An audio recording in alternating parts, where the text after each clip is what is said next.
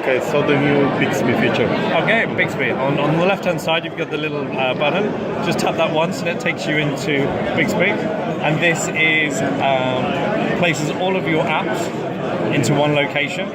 And what it'll do is it'll intelligently understand what you use and when you use it. So, for example, if you were going running first thing in the morning, 8 o'clock, then the Samsung Health would then be placed at the top, and it would update it with all the latest information.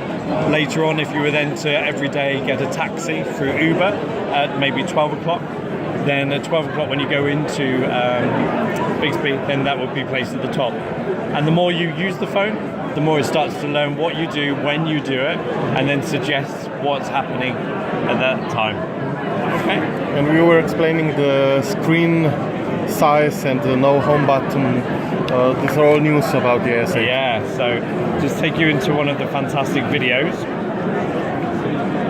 On the S8 is a 5.8 Super AMOLED screen, which you can see clearly is really crystal clear. You can zoom in and zoom out.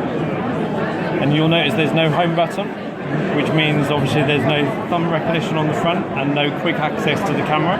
So instead, you've got your quick launch into the camera by double pressing your power button, which will launch into your camera. Okay. And on the back, you've then got your finger recognition on the back. So as you hold it, you place your finger on and it will unlock the phone. You also have the iris scanner at the top, which is 200 times more secure than your fingerprint. And you'll be able to then lock folders as well.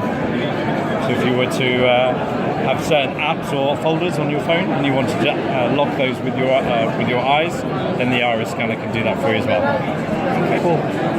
Thank you so much.